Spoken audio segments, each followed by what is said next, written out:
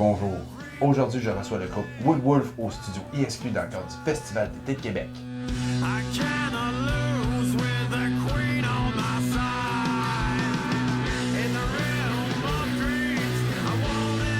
Salut messieurs, ça va bien? Ça va bien, tout le monde? Yes, content de vous rencontrer.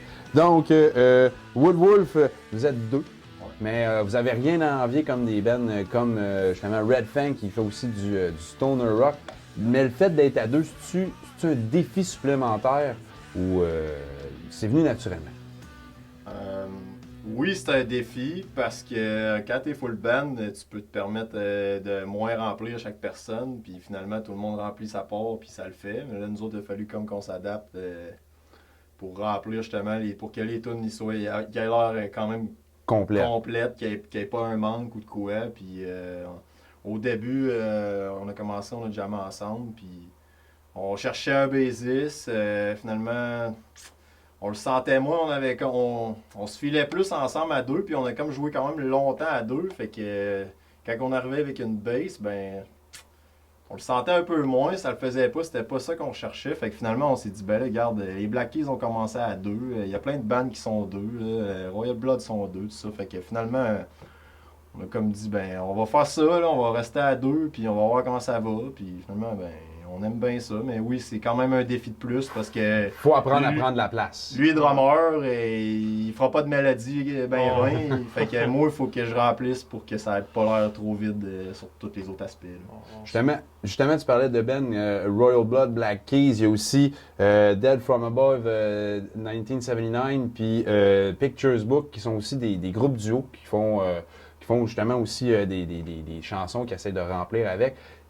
Y en a-tu là-dedans qui sont des inspirations pour vous, justement, que vous essayez de voir un peu comment ils font pour voir leur idée gagnante? Ben, moi, j'aime bien les Black Keys, puis les White Stripes aussi.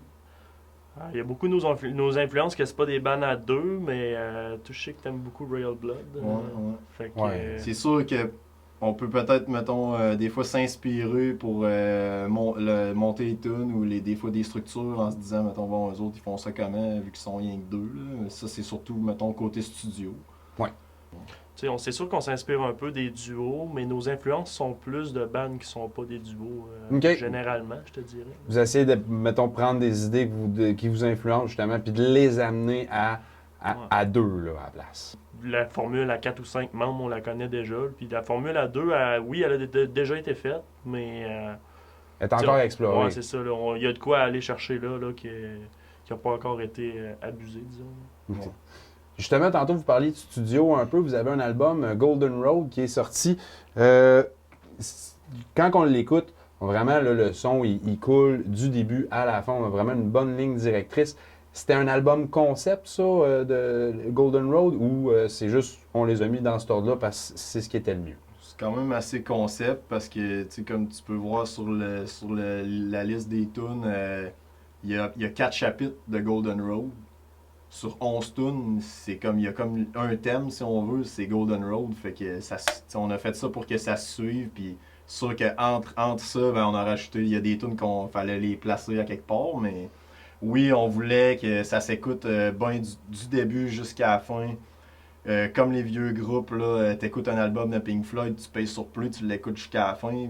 C'est pas des bands que tu vas écouter sur random. Il y a comme tout le temps une histoire qui suit sur chaque album. C'était quand même ça qu'on voulait que ça sonne. Justement, en parlant de Pink Floyd, le son que vous avez est vraiment années 70. C'est parfait de même. Est-ce que c'était une décision à la base? Ça a-tu été à la longue que c'est arrivé? Comment vous avez décidé de dire on sonne de même? Ben, à la base, déjà, quand on s'est rencontrés, on y a été avec Kestem comme band, puis ça a donné qu'on aimait beaucoup des bands qui étaient justement des années 70. Là, on tripe sur les Doors, sur Pink Floyd, Led Zeppelin. Fait que, tu sais, on n'a pas nécessairement... c'est comme venu tout seul, naturellement, là, que c'était ça nos influences, c'est les années 70. Fait que c'est comme ça que ça a sorti. Puis ça pouvait pas sortir vraiment autrement. Là. On n'a pas forcé pour sonner de même. C'est les groupes qu'on aime, qu'on écoute depuis toujours, depuis qu'on est petit. Puis là, on s'est rencontrés les deux, puis on s'est rendu compte qu'on aime les mêmes affaires.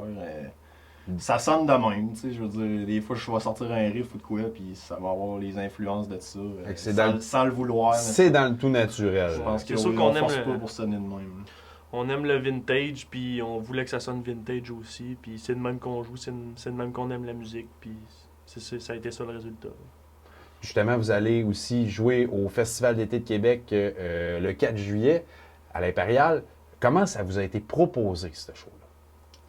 Ben, à la base, on a fait Saint-Roch XP, qui est un événement qui se passe dans la rue Saint-Joseph. Il est bord la rue. Tu joues à 3 endroits différents dans la journée, à tous des commerces qui sont sur la rue Saint-Joseph. Ouais, ça c'était au mois de septembre l'an passé. Ouais, c'est ça, il y a 1 an.